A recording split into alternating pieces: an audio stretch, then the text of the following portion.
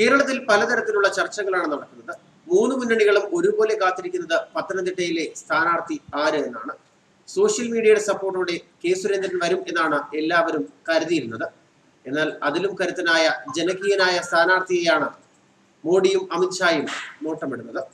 പത്തനംതിട്ടയിൽ സ്ഥാനാർത്ഥിയെ പ്രഖ്യാപിക്കാതെ ബി.ജെ.പിയുടെ ഒന്നാം ഘട്ട സ്ഥാനാർത്ഥി പട്ടിക പ്രഖ്യാപിച്ചതോടെയാണ് എങ്ങും ആശയക്കുഴപ്പമുണ്ടായത്. തിരുവനന്തപുരത്ത് കുമ്മനം രാജശേഖരനും ആറ്റിങ്ങലിൽ ശോഭാ സുരേന്ദ്രനും എറണാകുളത്ത് അൽഫോൺസ് കണ്ണന്താനവും മത്സരിക്കും. അതേസമയം ഏറെ ചർച്ച ചെയ്യപ്പെട്ട പത്തനംതിട്ട മണ്ഡലത്തിലെ സ്ഥാനാർത്ഥിയെ ഇതുവരെയും പ്രഖ്യാപിച്ചിട്ടില്ല.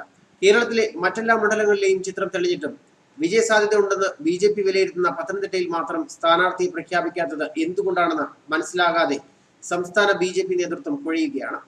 പത്തനംതിട്ടയെ ചൊല്ലിയാണ് ബി.ജെ.പിയുടെ സ്ഥാനാർത്ഥി പട്ടികയുടെ പ്രഖ്യാപനം തന്നെ നീണ്ടുപോയത്. കെ സുരേന്ദ്രന് പുറമെ പി.എസ്. ശ്രീധരൻപിള്ളയും മണ്ഡലത്തിന് വേണ്ടി ശക്തമായ രംഗത്തുണ്ടായിരുന്നു. സ്ഥാനാർത്ഥി നിർണയം സംബന്ധിച്ച ചോദ്യത്തിൽ നിന്നും ബി.ജെ.പി സംസ്ഥാന അധ്യക്ഷൻ പി.എസ്. ശ്രീധരൻപിള്ള ഒഴിഞ്ഞു മാറിയിരുന്നു. എല്ലാ ചർച്ചകളും കഴിഞ്ഞതാണെന്നും തീരുമാനിക്കേണ്ടത് കേന്ദ്ര നേതൃത്വമാണെന്നും അദ്ദേഹം പറഞ്ഞിരുന്നു. അതേസമയം സ്വാഗതാർഹമായ പട്ടികയാണ് ബി.ജെ.പി ദേശീയ നേതൃത്വം പുറത്തുവിട്ടതെന്നാണ് നേതാക്കൾ അഭിപ്രായപ്പെടുന്നത്. സ്ഥാനാർത്ഥി പട്ടികയിൽ എല്ലാ വിഭാഗങ്ങൾക്കും പ്രാതിനിധ്യമുണ്ട്. കേരളത്തിൽ ഇരുമുന്നണികളുടെയും ശക്തമായ വെല്ലുവിളികളെ അതിജീവിക്കാൻ എൻ.ഡി.എക്ക് കഴിയും. ബി.ജെ.പി സ്ഥാനാർത്ഥികളെ ഉൾക്കൊള്ളാൻ കേരളത്തിലെ ജനം തയ്യാറാകും. ശ്രീധരൻപിള്ള അവകാശപ്പെട്ടതിങ്ങനെയാണ്. രണ്ട് മുന്നണികൾക്കുമെതിരെ ജയിച്ചു മുന്നേറാൻ എൻ.ഡി.എക്ക് കഴിയും. 4 സ്ഥാനാർത്ഥികൾ ന്യൂനപക്ഷ സമുദായങ്ങളാണ്. ശക്തമായി മത്സരിച്ച് രണ്ട് മുന്നണികളെ ചെറുത്തു തോൽപ്പിച്ച ഒട്ടേറെ മണ്ഡലങ്ങളിൽ ബി.ജെ.പിക്ക് ജയിക്കാൻ കഴിയും. പത്തനംതിട്ടയിലെ സ്ഥാനാർത്ഥിയെ സംബന്ധിച്ച് തർക്കമില്ല. അതുമായി ബന്ധപ്പെട്ട ചർച്ച എല്ലാം തീർന്നതാണ്. ഭേദഗതി ഉണ്ടായിട്ടില്ല എന്നും ശ്രീധരൻപിള്ള പറയുന്നു. പത്തനംതിട്ടയിൽ സംസ്ഥാനം നിർദ്ദേശിച്ച ഒരൊറ്റ പേര് മാത്രമാണെന്നാണ് എം.ടി. രമേശ് പറഞ്ഞത്.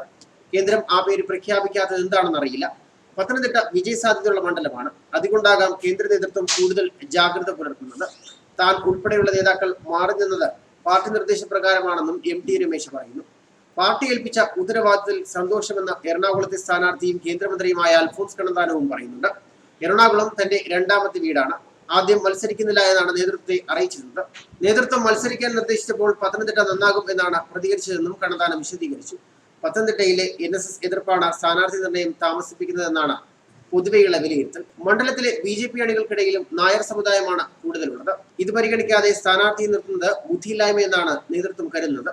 എന്നാൽ പത്തനംതിട്ടയ്ക്കായി ശ്രീധരൻപിള്ള ഇപ്പോഴും സമ്മർദ്ദം ചെലുത്തുന്നതായാണ് അറിയാൻ കഴിയുന്നത്. അതുതന്നെയാണ് സ്ഥാനാർത്ഥിയെ പ്രഖ്യാപിക്കാൻ വൈകുന്നതെന്ന കാരണവുമുണ്ട്. പത്തനംതിട്ട കൈവിട്ടാൽ പിന്നീട് മത്സരിക്കാൻ സീറ്റില്ലാതെ വരുന്ന അവസ്ഥയിലാണ് ശ്രീധരൻപിള്ള. ഇതിനാൽ തന്നെ സീറ്റിനായി ചരടുവലികൾ ശക്തമാണെന്ന റിപ്പോർട്ടുകളുമുണ്ട്.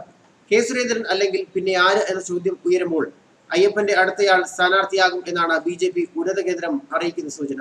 എല്ലാവർക്കും സ്വീകാര്യനായ സ്ഥാനാർത്ഥി ഇറക്കാനാണ് മോദിയും അമിത്ഷായും തന്ത്രം മെനയുന്നത്. അതായത് പത്തനംതിട്ടയിൽ നേരത്തെ ചർച്ചയായിരുന്ന പന്തളം രാജാവ് ശശികുമാര വർമ്മയ്ക്ക് വലിയ സാധ്യതയുണ്ട്. ഇതിലൂടെ NSSന്റെ സപ്പോർട്ടും ലഭിക്കും.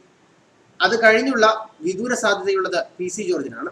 PC കൊണ്ടുവന്നാൽ അയ്യപ്പനെ എന്നും അനുകൂലിച്ച ഹിന്ദുക്കളുടെ വോട്ടും കിട്ടും. ഇരു ക്രിസ്ത്യൻ സ്ഥാനാർത്ഥികളെയും തള്ളി ക്രിസ്ത്യൻ വോട്ടുകളും ലഭിക്കും. ബി.ജെ.പിയുടെ വർഗീയ മുഖം മാറുകയും ചെയ്യും. ഏതായാലും സസ്പെൻസ് ആകില്ല എന്നാണ് ബി.ജെ.പിയുടെ കണക്കുകൂട്ടൽ. ന്യൂസ് ഡെസ്ക് മലയാളി വാർത്ത.